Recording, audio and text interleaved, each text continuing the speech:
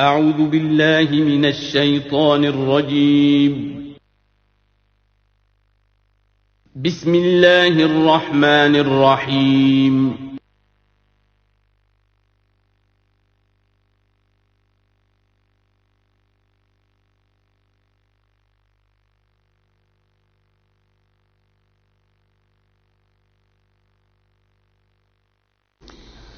اب اس میں نوٹ کر لیجئے جہاں تک اچھا جیسے آیتیں چھوٹی بھی ہیں بڑی بھی ہیں، والعصر بھی آیت ہے اور الف لام میم بھی آیت ہے، اور جیسا کہ میں نے عرض کیا آیت الکرسی بھی آیت ہے۔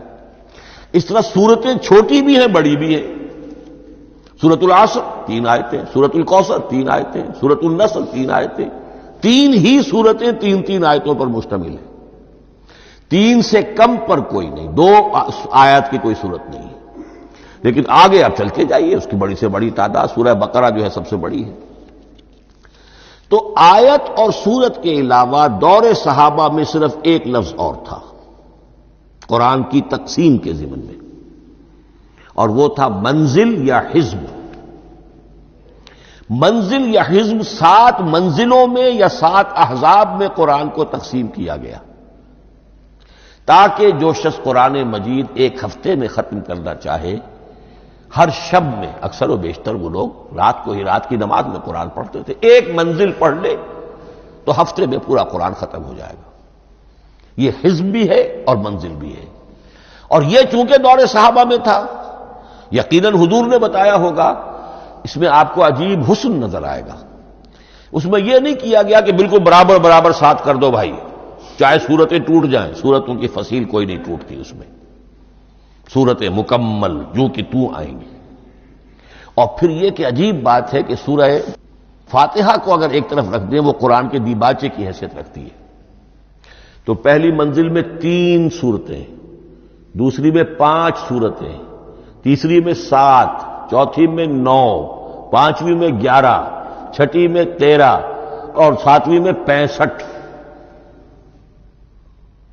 یہ ہے کہ جو ان صورتوں کی ایک بڑی جیسے کہ ایک سیڑھی چڑھ رہی ہے، اور تقریباً مساوی ہو جاتے ہیں، کوئی 4.25 پارے ہے، کوئی 4.5 پارے ہے، کوئی 4.25 پارے، اس طریقے سے ہے تقریباً مساوی۔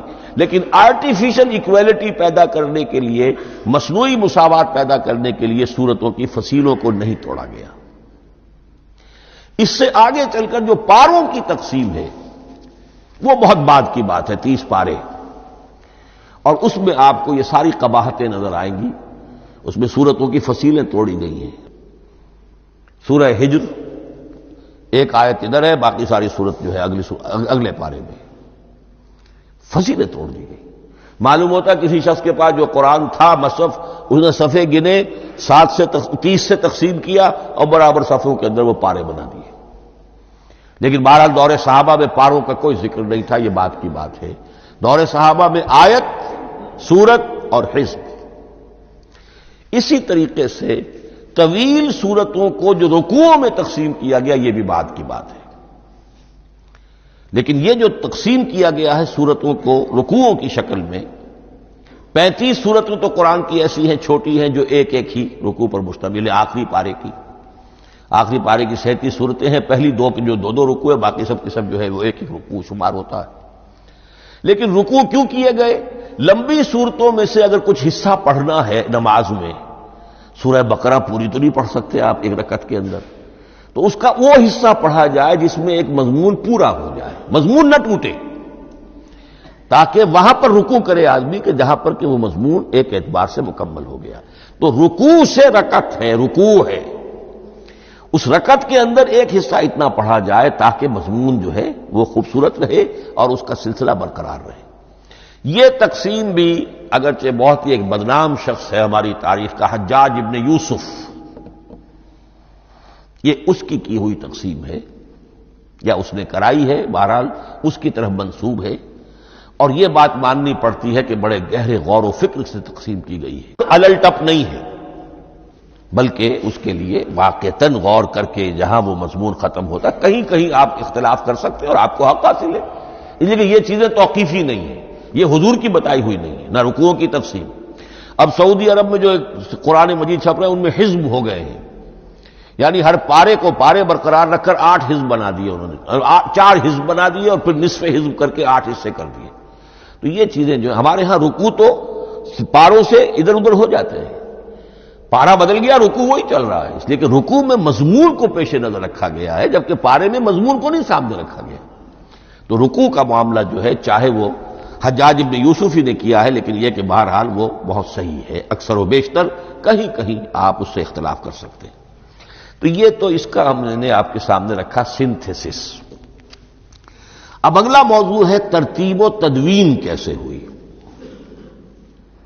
ان علینا جمعہ و قرآنہ، ہمارے ذمے ہے اس کو جمع بھی کرنا اور پڑھوانا بھی، اور پڑھوانے میں ترتیب آ جائے گی لازماً۔ لیکن یہ کہ ایک بات تو اس میں بالکل متفق علیہ ہے جس میں کسی شک و شبے کی گنجائش نہیں، قرآن کی ترتیب نزولی اور تھی، ترتیب مصحف اور ہے۔ ترتیب مصحف میں سورہ فاتحہ کے بعد سورہ بقرہ ہے، سورہ بقرہ نازل ہوئی ہے مدنی دور میں جا کر،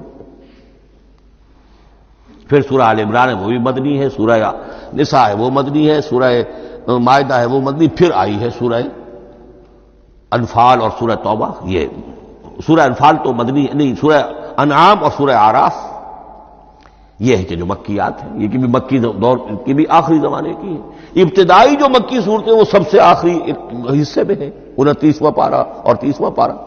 تو ترتیب نزولی اور تھی، ترتیب مصحف اور ہے، اس میں تو کسی شک و شبے کی گنجائش نہیں۔ لیکن ہمارے ہاں اہل تشیع نے اس چیز کو بہت اچھالا ہے۔ ان میں سے بعض گروہ ایسے ہیں جن کا کہنا یہ ہے کہ اصل قرآن جو ہے وہ ترتیب نزولی کے مطابق تھا، یہ ترتیب تو عثمان نے کر دی رضی اللہ تعالی عنہ۔ حضرت علی کے پاس اصل قرآن جو ترتیب نزولی کے مطابق تھا موجود تھا، اور اب بھی ان کے خیال میں جو ان کے امام غائب جو ہیں چھپے ہوئے ہیں غار میں، تو ان کے پاس وہ نسخہ اصل حضرت علی والا موجود ہے، اور جب وہ ظاہر ہوں گے تو اصل قرآن لے کر آئیں گے۔ یہ سارے شیعوں کا قول نہیں ہے، لیکن یہ کہ ان میں بہت سے لوگ ہیں کہ جو ان باتوں کو مانتے ہیں۔ جہاں تک اس بات کا تعلق ہے کہ حضرت علی نے ترتیب نزولی پر کوئی مصحف جمع کیا ہو، اس میں کوئی اشکال نہیں ہے، اس لیے کہ علمی طور پر یہ ایک بڑی عمدہ ایکسرسائز بنتی ہے۔ ایک زمانے میں بہت کوشش کرتا رہا ترتیب نزولی سے، اس لیے کہ ترتیب نزولی سے سیرت نبوی اخذ ہوتی ہے، پہلے کیا نازل ہوا، پھر کیا نازل ہوا، پھر کیا نازل ہوا۔ در حقیقت اگر آپ ترتیب نزولی سے قرآن مرتب کر دیں تو وہ سیرت النبی بن جائے گی۔ تو اس کو سمجھنے کے لیے ایک زمانے میں نے بڑی محنت کی ہے، لیکن ایک تو یہ کہ وہ یقین سے وہ باتیں ملتی نہیں ہیں، بعض روایات ہیں، لیکن یہ کہ پھر بھی آپ یقین سے نہیں کہہ سکتے۔ اکثر و بیشتر قرآن مجید میں لکھا بھی ہوتا ہے، ترتیب کے موٹی موٹی چیزیں معلوم ہیں نزولی ترتیب کی، لیکن یہ ہے کہ یقین کسی بات پر نہیں۔ تو پہلی بات یہ ہے کہ ہمارے نزدیک، اہل سنت کے نزدیک، اصل جو حجت ہے دین میں وہ ترتیب مصحف ہے۔ یہی ترتیب جو اس وقت مصحف عثمان کی ہے رضی اللہ تعالی عنہ، یہی ترتیب ہے لوح محفوظ کی، یہی ترتیب ہے ام الکتاب میں، یہی ترتیب ہے کتاب مکنون میں۔ اب اس کو سمجھیے کہ اس کی تدوین کن مراحل میں ہوئی۔ سب سے پہلے اس کے جو مراحل ہیں 3، خود نبی اکرم صلی اللہ علیہ وسلم کے زمانہ مبارک میں جمع اور ترتیب یہ ہو گئی، لیکن کتابی شکل میں نہیں، ما بین الدفتین نہیں۔ حضور نے لوگوں کو پڑھ کر سنایا، اس ترتیب سے سنایا جس ترتیب سے یہ مصحف میں اب موجود ہے، اور ہر رمضان میں حضرت جبرائیل دورہ کرتے تھے حضور کے ساتھ، جتنا کہ قرآن اس وقت تک نازل ہو چکا ہوتا تھا، اور آخری رمضان مبارک آپ کی حیات طیبہ کا جو تھا اس میں 2 مرتبہ پورے قرآن کا دورہ ہوا۔ تو دورہ قرآن بغیر ترتیب کے تو نہیں ہو سکتا۔ تو یہ ترتیب حضور کی ہوئی ہے، توقیفی ہے، اور حضور ہی نہیں اللہ کی ہوئی ہے۔ یہی ترتیب لوح محفوظ میں، کتاب مکنون میں اور ام الکتاب میں ہے، اور یہ ترتیب حضور دے کر گئے ہیں صحابہ کرام کو۔ حفاظ تھے، کتنے حفاظ جو ہیں جنگ یمامہ میں شہید ہو گئے، تبھی تو خیال آیا کہ اس کو کتابی شکل میں بھی مرتب کیا جائے، لیکن کتابی شکل میں جسے کہتے ہیں دو گتوں کے درمیان ایک کتاب مجلد، اس صورت میں جہاں تک میں تحقیق کر سکا ہوں اور جہاں تک ہمارے اکثر و بیشتر لوگوں کی رائے ہے، حضور کے زمانے میں یہ اس طریقے سے مابین الدفتین، دو گتوں کے مابین ایک کتاب کی شکل میں قرآن موجود نہیں تھا۔